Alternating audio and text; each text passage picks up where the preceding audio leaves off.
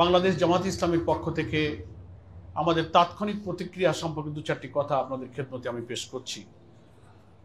প্রথম কথা হলো, বাংলাদেশের ইতিহাসে অনেক কারণে আজকের দিনটি গুরুত্বপূর্ণ। তার মধ্যে অন্যতম হলো কোন একজন সরকার প্রধানের সর্বোচ্চ সাজা। এটা বাংলাদেশের ইতিহাসে এই প্রথম। এটা স্মরণীয় হয়ে থাকবে।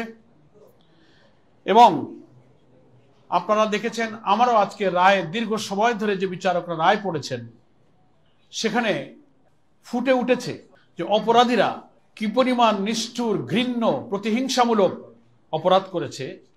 তো তার পত্রপত্রিকা, অডিও ভিডিও, তাদের টেলিফোনিক কনভারসেশনের যে সমস্ত তথ্য হুবহু ট্রাইব্যুনালে প্রমাণিত হয়েছে, রায়ের মধ্যে কিন্তু কোট আনকোট সেগুলো পড়ে শোনানো হয়েছে। আমরা বিস্মিত হয়েছি, জাতি বিস্মিত হয়েছে। ফলে আমরা মনে করি এই বিচারের ব্যাপারে কোনো প্রশ্ন তোলার সুযোগ কারো নেই, কারণ বিচার স্বচ্ছ হয়েছে, নিরপেক্ষ হয়েছে, আন্তর্জাতিক মানের হয়েছে।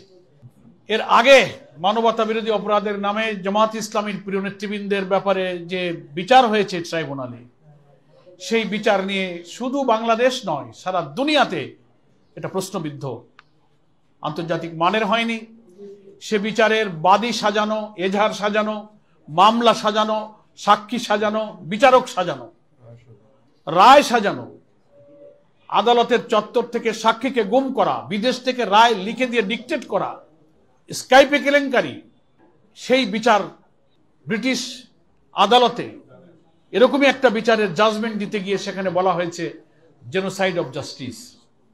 আর এই সব মিথ্যা অভিযোগে আমাদের আরেক প্রিয় ভাই, যিনি ইতিহাসের সাক্ষী হয়ে বেঁচে আছেন, আমাদের জননেতা এটিএম আজহারুল ইসলামকে অন্তর্বর্তীকালীন সরকারের এই সময়ে, যে সরকার কোনো রাজনৈতিক পক্ষপাতিত্ব না করে অন্তত আইনের শাসন এবং নিরপেক্ষ বিচারের জন্য চেষ্টা করছে, সেখানে সর্বোচ্চ আদালতে আপিলের রিভিউতে তিনি যে রায়ের মধ্য দিয়ে বেকসুর খালাস পেয়েছেন, সেই রায়েও বলা হয়েছে যে এই সব মামলার অভিযোগের সব ভিত্তিগুলো ছিল রাজনৈতিক উদ্দেশ্য প্রণোদিত। আমরা জানি না আমাদের যে প্রিয় নেতৃবৃন্দকে আমরা হারিয়েছি, তারা যদি বেঁচে থাকতেন, ইতিহাসের এই জঘন্য মিথ্যাচার, যেটাকে জেনোসাইড অফ জাস্টিস বলা হয়েছে, বিশ্বের সবচেয়ে গণতান্ত্রিক দেশ বলে পরিচিত ব্রিটেনের আদালতে, কিন্তু আমরা তো সেই নেতৃবৃন্দকে আর ফিরে পাবো না। তাদের উপরে জুলুম করা হয়েছে। সেই বিচার ছিল ইতিহাসের শ্রেষ্ঠ মিথ্যাচার। কিন্তু আজকে যে রায় পাওয়া গেল, এই বিচার হচ্ছে যথার্থ, নিরপেক্ষ, স্বচ্ছ এবং প্রশ্নাতীত একটা বিচার এ জাতি পেয়েছে। এবং এই বিচারের মধ্য দিয়ে জাতির কাছে এই জন্য প্রশ্ন নেই যে যতদিন এই ট্রাইব্যুনালে বিচার কাজগুলো হয়েছে, আপনারা দেখেছেন বিচারের চার্জ গঠন, ইভেন বিভিন্ন বিচার কার্যগুলো লাইভ টেলিকাস্ট হয়েছে সবার সামনে। আজকে রায়টা ফুল টাইম পড়ে শোনানো হয়েছে। এদেশে এই ট্রাইব্যুনালের রায় তো এইভাবে কখনো ক্যামেরাতে লাইভ টেলিকাস্ট হয়ে সারা পৃথিবী দেখার সুযোগ কখনো পায়নি। একটা ট্রান্সপারেন্ট, একটা স্বচ্ছ জাজমেন্ট এ জাতি পেয়েছে। তো আমরা মনে করি সোশ্যাল মিডিয়া, গণমাধ্যমে সব কিছু প্রচার করেছে।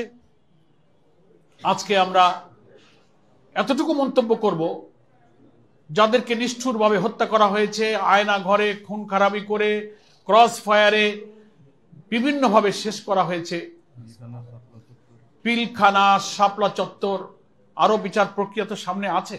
এটা প্রথম রায় আমরা পেলাম।